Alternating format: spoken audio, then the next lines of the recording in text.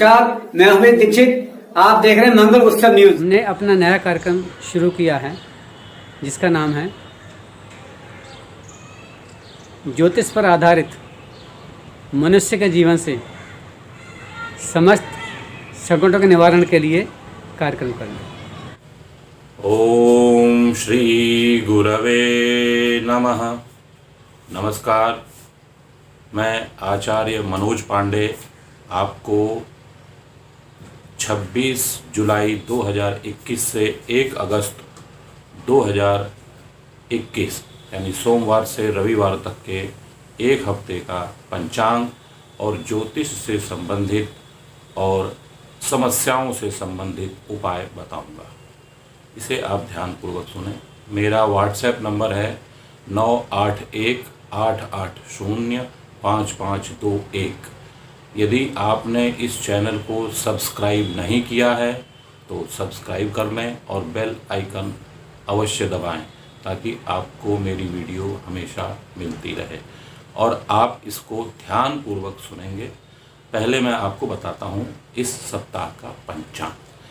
जैसा कि पिछली बार मैंने बताया था कि श्रावण मास प्रारंभ हो चुका है और पहला दिन जो है सोमवार का दिन 26 जुलाई को है। तो 26 जुलाई को सोमवार के दिन शिव जी का व्रत रखा जाता है। सोमवार का व्रत करने वाले स्त्रियां, सुहागन या कुंवारी कन्याएं पति के लिए करती हैं। अच्छे पति प्राप्ति के लिए, अच्छा घर वर मिले। और जो सुहागन स्त्रियां हैं वो अपने घर में सुख, शांति, समृद्धि और परिवार में सब कुछ तरक्की के लिए, प्राप्त करने के लिए, सौभाग्य को प्राप्त करने के लिए यह सोमवार का व्रत करती हैं।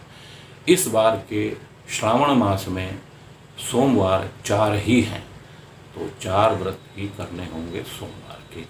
और सोमवार का व्रत करने में हमेशा याद रखें, शिव जी को पूजन करते समय बेलपत्र, शिव जी को बेलपत्र बहुत ही प्रिय है। बेलपत्र जरूर चढ़ाएं। इसको संस्कृत में बिल्व पत्र भी कहा जाता है। 3 पत्ते होते हैं और इसकी जड़ वाली डंडी की तरफ से थोड़ा सा तोड़ करके और तब उसको उल्टा औंधा शिव जी के मस्तक पर रखें। और कई लोग 5 बिल्व पत्र चढ़ाते हैं, कई लोग 3 बिल्व पत्र चढ़ाते हैं, कई लोग 11 बिल्व पत्र भी चढ़ाते हैं। इसलिए मैं कहूँगा कि अगर श्रावण मास में आप शिव जी की पूजा कर रहे हैं तो आप बिल्व पत्र 11 चढ़ाएं। यह बहुत ही उत्तम और शुभ माना जाता है। इसके बाद मैं आपको बताता हूँ 28 तारीख बुधवार को कृष्ण पक्ष की नाग पंचमी है। इस नाग पंचमी को यदि आपकी कुंडली में काल सर्प दोष है या अन्य कोई राहु से संबंधित दोष हो रहा है तो उस दोष को दूर करने के लिए नाग की पूजा की जाती है और शिवलिंग पर जो नाग होता है उस नाग की पूजा की जाती है। ऐसे नहीं कि जो लोग गलियों में घूमते रहते हैं सपेरे नाग लेकर के, उनको आप दूध पिलाएं। ये कोई पूजा नाग की नहीं होती है। नाग की पूजा का मतलब है प्रतीकात्मक पूजा। जो शिवलिंग पर नाग है उसकी पूजा की जानी चाहिए।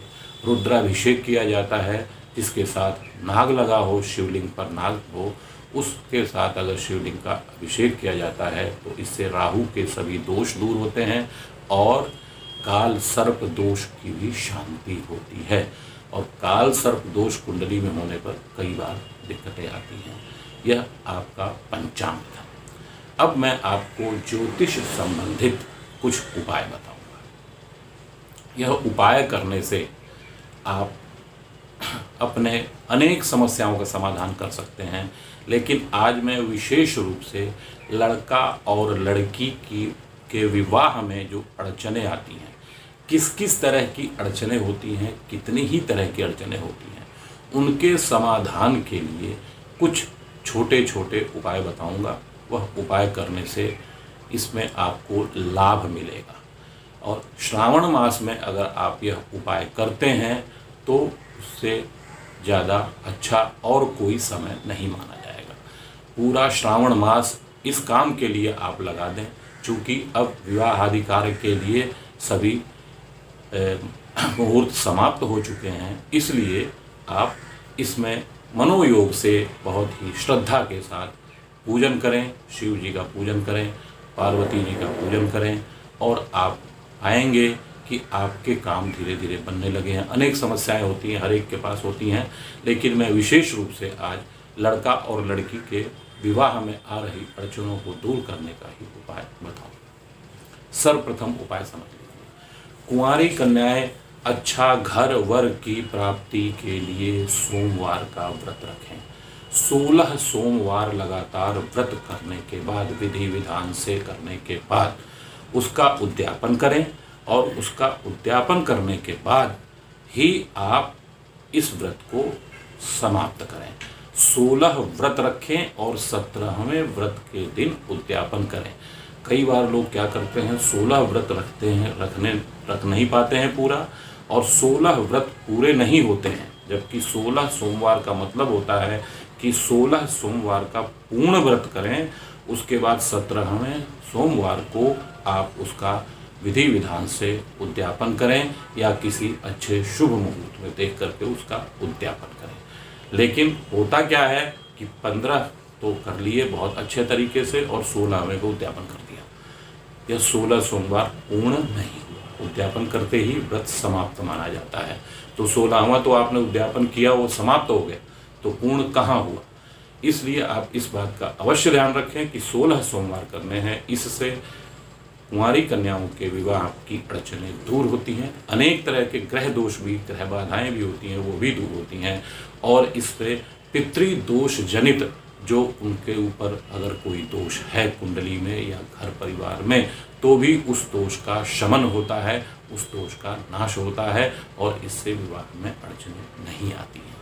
कई बार कुंडली में मंगली दोष होता है, और मंगली दोष केवल मंगल से ही नहीं बनता, शनि और राहु के द्वारा भी मंगल दोष निर्मित होता है। तो अगर ऐसा कोई दोष है, राहु के द्वारा, मंगल के द्वारा, शनि के द्वारा जो भी दोष है, उस दोष का भी शमन हो जाता है, उस दोष का नाश हो जाता है इस 16 सोमवार के व्रत करने से। अब 16 सोमवार का व्रत सुहागन स्त्रियां भी कर सकती हैं, और उनको भी करना चाहिए। पुरुष भी कर सकते हैं 16 सोमवार का व्रत। घर में सुख शांति समृद्धि और आय में वृद्धि, और चतुर्दिश चारों तरफ आपकी जय जयकार हो, आपका नाम हो, और आपको सभी प्यार से प्रेम से मिले, और आपका जो भी दोष है, ग्रह दोष है, सब शांत हो जाए, आपको शांति मिले, समृद्धि मिले, आप निरोग बने रहें। इसके लिए भी 16 सोमवार का व्रत किया जाता है। ऐसा नहीं है कि केवल स्त्रियां ही करें, पुरुष भी इस व्रत को कर सकते हैं, लेकिन शर्त यही है कि 16 सोमवार करने के बाद ही 17वें सोमवार को आप उद्यापन करें। और अपने पुरोहित और पंडित से मंदिर में जा करके, किसी ब्राह्मण से पूछ करके, किसी पुरोहित से पूछ करके, अपने कुल पुरोहित से पूछ करके इसका विधि विधान से पूजन करें। चूँकि मेरे पास समय कम है, इसलिए पूरा विधि विधान अभी यहाँ पर नहीं बताया जा सकता है। इससे कन्याओं के विवाह में दिक्कतें कम आती हैं, और घर में सुख समृद्धि आती है। अब अभी तक आपने कन्या विवाह के विषय में जाना, अब आप लड़के के विवाह के विषय में जानिए। यदि लड़के का विवाह नहीं हो रहा है और उसमें अड़चनें आ रही हैं, ग्रह दोष हैं, कुंडली में मंगली दोष है, पितृ दोष है, काल सर्प दोष है, अगर अन्य कोई दोष है जिसकी वजह से लड़के के विवाह में कुछ दिक्कत आ रही है, तो लड़के शिव पार्वती का पूजन कर सकते हैं, लड़कियां भी शिव पार्वती का पूजन करें और शिव जी से प्रार्थना करें, और बिल्व पत्र अवश्य चढ़ाएं और शिव जी से प्रार्थना करें कि विवाह शीघ्र हो जाए।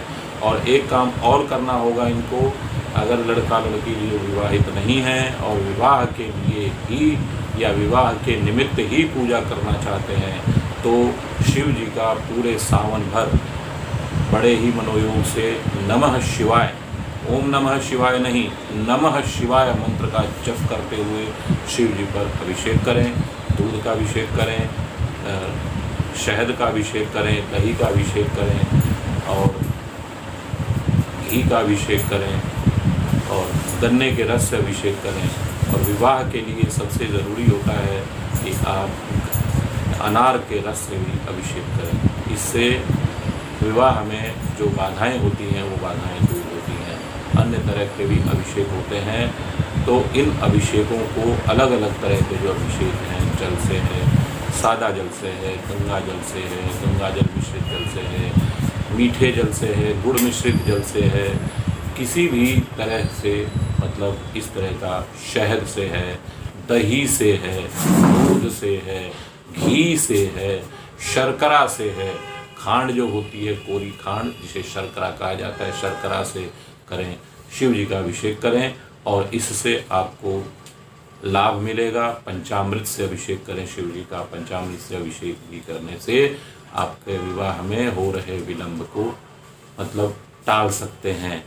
और रामायण में कहा गया है, भावी मेट सकें त्रिपुरारी, और ये शिव जी वही हैं जो आपकी कुंडली के हर दोष को दूर कर सकते हैं, आपके जन्म जन्मांतर के हर दोष को दूर कर सकते हैं। शिव जी सर्व समर्थ हैं, ब्रह्मा के लिखे हुए को भी बदल सकते हैं। आपकी कुंडली में जो योग नहीं हैं और अच्छे योग बनाने हैं तो शिव जी की पूजा करने से वे अच्छे योग भी बन सकते हैं। अगर कोई ज्योतिषी आपको कह दे कि आपकी कुंडली में तो यह गलत योग आ रहा है, कोई गड़बड़ योग आ रहा है, कोई हानिकारक योग आ रहा है, कोई दूषित योग आ रहा है, तो आप आंख मूंद कर शिव जी की पूजा करें और शिव जी की शरण में चले जाएं।